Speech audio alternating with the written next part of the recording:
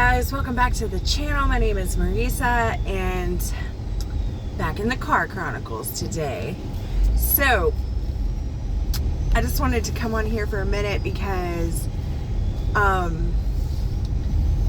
you know when you get a word from the Lord, like, and it's like an amazing word and you're just like, wow, that's a crazy promising word from God. And then it's like you can almost put money on it.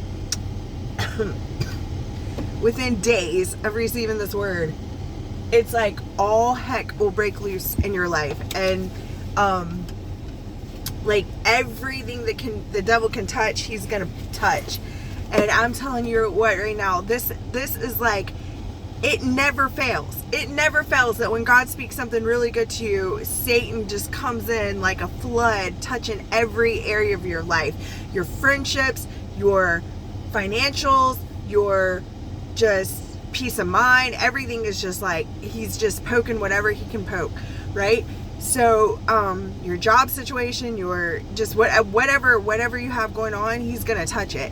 And so I wanted to talk to you about this because, you know, years ago, when things like this would happen to me, I used to get so freaked out, like, Lord, why is all this bad stuff happening? And then over the years, I would notice that the more intense these trials were, the bigger the blessing would be that was coming for me. And so it would be like I would go through this extremely intense trial where everything looked hopeless, everything looked like, you know, oh my gosh, this is it, like this is how we die. You know what I mean? Like everything would fall apart in my life, and then lo and behold, everything would come back a million times better than it was the time before.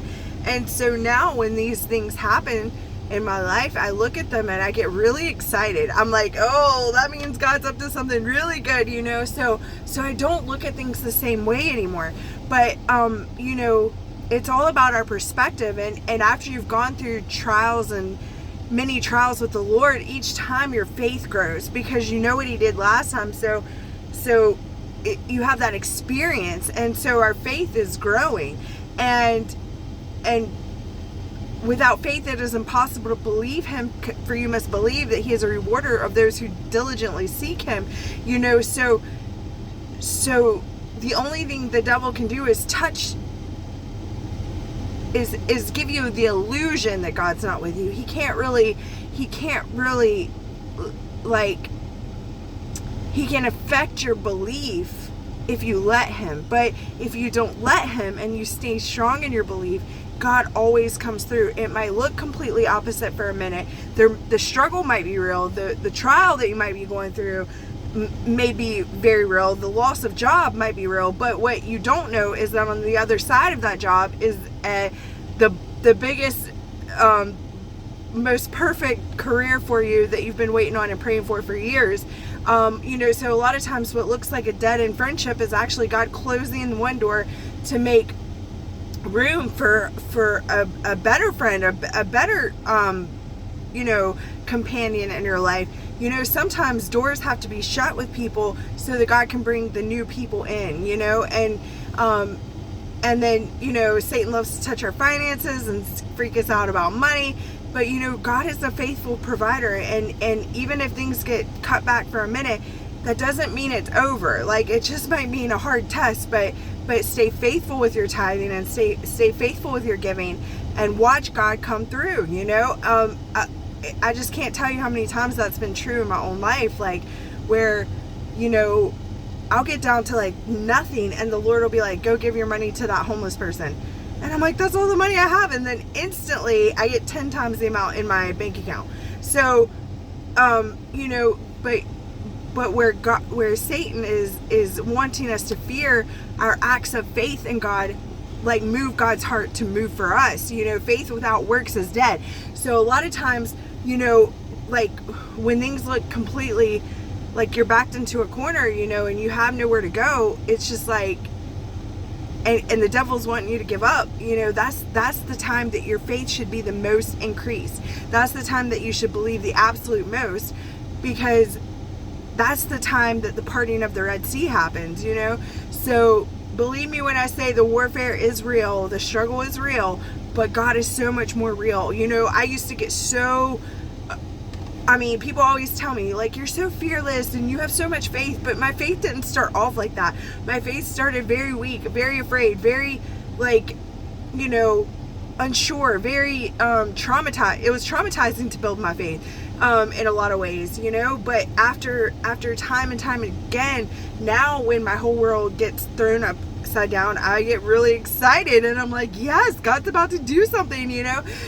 I didn't used to be like that though. It started with me getting paralyzed, crippling fear. And then I would just move in obedience and trust the Lord. And a lot of times, you know, I just learned this thing. My spiritual mother taught me, you know, the most valuable praise that you have in your mouth is when things are the hardest. When it's hard to give that praise, that's when that praise is the most pure. When it's a hard thing to believe God, that's when your belief matters the most. When it's a hard thing to give Him worship, when there's nothing to worship for, when you're sleeping in your car, when you're, you know, nothing is going right in your life, when you lose everything, that's the time that your worship is the most pure to Him.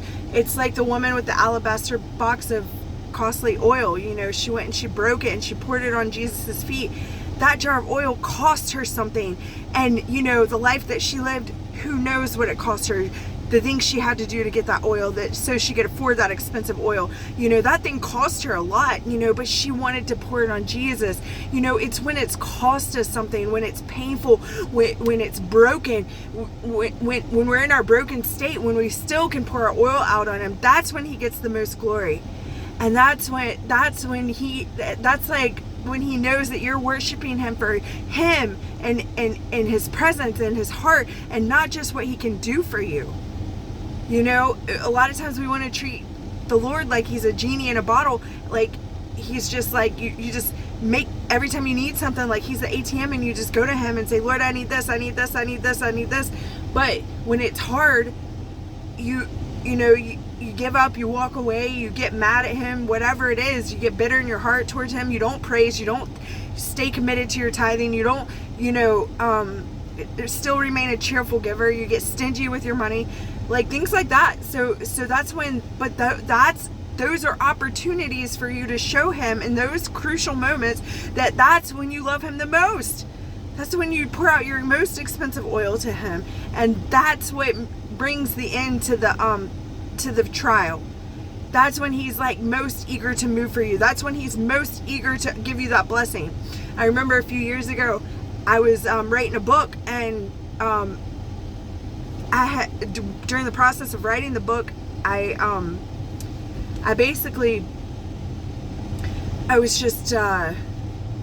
got fired from my job for talking about Jesus, and then I got kicked out of my place to live for doing the right thing.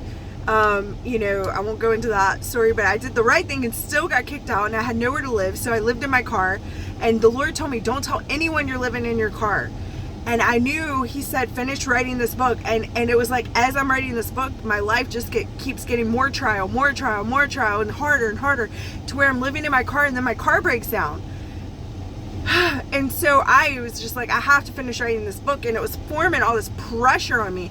And so I just went and I just sat down at my computer and I just wrote out the rest of this book. And I put my computer away. I went to bed.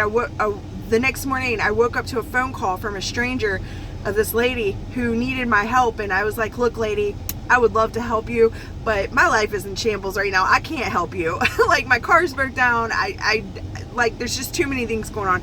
And she's like, where's your car? I'll get it fixed right now. She fixed my car. She gave me a 2-bedroom, 2-bathroom condo on the golf course to live in for really cheap. She gave me a job. Like, one phone call from a stranger the next morning after my act of obedience, God just needed me to finish writing the book. And I had to continue to write it no matter what was going on around me. But here's the mystery. While writing the book, it was all that pressure that was forming around me, that was crushing me, that was creating the anointing to be able to write the book. If I wouldn't have had that pressure around me, I wouldn't have pushed through to write the book. I just wanted to be complete my obedience for the Lord, and it was that pressure that pushed me through. Right? It's like birthing. It's like the baby comes out with pressure and pain, and then once the baby comes out, you have joy, right? And so that's what every momentous trial, you look at it like that, like a birthing, like you're believing God no matter what, and it is painful. That's when the most contractions and all the pain starts. I don't have kids, but I have 13 nieces and nephews, so I know. But when the baby comes out, you don't remember all the pain you just went through. You're just so happy you have a happy, healthy baby. And that's what I look at. There's big trials when I see Satan touching every part of my life. I'm like, oh, God's got something good. Something good is on the way. Something amazing is about to happen. I get so excited now. My joy just like leaps up within me, because I know that on the other side of this is a baby that's about to be born into the spirit. Something's about to give birth. Some amazing miracle is about to happen. So that's my word for you today. I want to encourage you with that. I got a lot of things going on, so if I don't get on here a bunch this week, just, or the next couple weeks, know that my thoughts and prayers are with you. I love you guys. Thank you for your comments. Thank you for your support. Thank you for your love. And I'll talk to you soon. Bye.